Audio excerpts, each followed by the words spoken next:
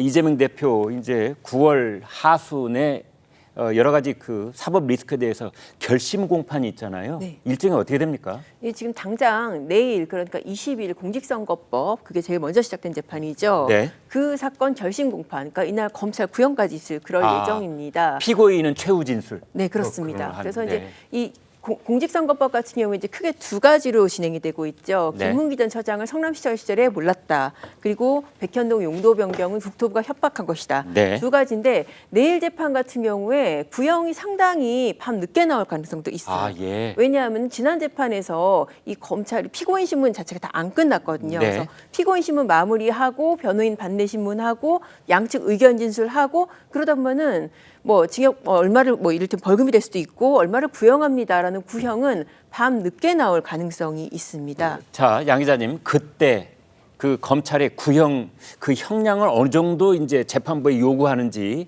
그것도 매우 중요합니까? 그렇습니다. 이게 사실 구형 같은 경우에는 물론 이제 그야말로 말 그대로 얼마를 선고해달라는 요청이기 때문에 네. 그 자체가 뭐 어떤 법적인 효력이 있는 것은 아닙니다. 다만 재판부가 선고를 할 때 상당히 만약에 유죄 선고를 한다면은 네. 양형에 참조할 수 있는 일종의 뭐 심리적 기준은 될 수 있는 그런 상황인 거죠. 그러니까 참고로 검찰이 무턱대고 구형량을 높게 부르는 건 아니잖아요. 네, 다 그렇습니다. 근거가 있잖아요. 네, 나름대로 이제 내부 기준이 있어서 네. 거기에 따라서 이제 구형을 하게 되는데 참고로 이 공직선거법 같은 경우에는 징역형이 나오지 않더라도 네. 벌금 100만 원 이상만 확정이 되면 피선거권 박탈되고 그리고 민주당이 선거에서 보전받은 434억을 토해내야 되는 그런 문제가 지난번에 이제 이재명 대표 부인 김혜경 씨와 관련된 검찰의 구형이 그 벌금 300만 원인가 그랬어요. 그렇습니다. 네.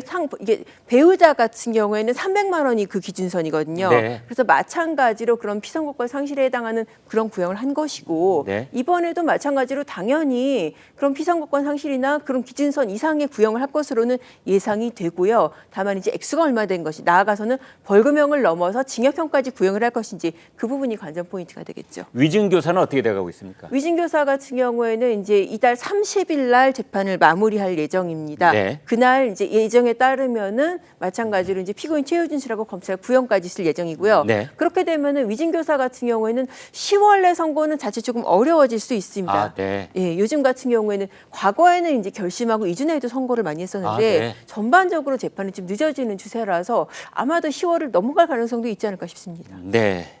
자, 이런 상황 속에서 윤 위원장님, 이제 오늘 특검법이 오후에 김건희 여사 특검, 최상병 특검 다 상정이 되는데 이게 서로 이렇게 좀 복잡하게 얽혀 들어가는 그런 모양새예요. 어떻게 정리가 될까요? 근데 특검법이 지금 특검만 10개 정도가 발의가 됐고요. 네. 그러니까 누적으로 연으로 따지면 그다음에 탄핵이 7건 정도 탄핵이 통과가 됐는데 문제는 이렇게 하는 이유가 이제 굳이 원래대로라면 동일 법안을 다시 동회기 폐기된 법안을 다시 발의할 수 없잖아요. 네. 고쳐가는 건 알겠는데 이걸 가중해 간다는 거는 협상을 하지 않겠다는 거거든요. 그러니까 이걸 정쟁용의 특검 발의라고 저희가 해석할 수밖에 없는 거고 그럼 정쟁을 하는 이유가 뭐냐, 목적이 뭐냐.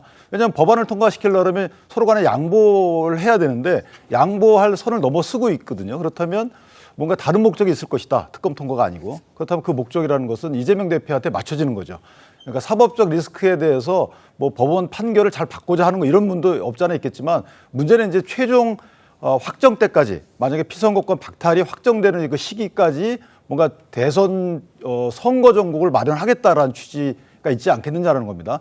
그런 것들 저희가 예상하는 이유가 뭐냐면 민주당에서는 4년 주임제 얘기가 꾸준히 나오고 있어요. 4년 주임제를 하면서 국회의원 선거에 일치시키자. 그럼 1년 단축을 해야 되잖아요. 대통령 임기를. 그렇게 되면 방금 말씀하신 공직선거법과 저 위증교사 사건은 사실은 길게 갈 게 아닙니다. 네. 그 부분은 쟁점도 명확하고 특히 위증교사 같은 경우는 본범이 자백을 했어요. 네. 그럴 때 금방 끝납니다. 근데 거기서 만약에 금고 이상의 형이 선고가 된다.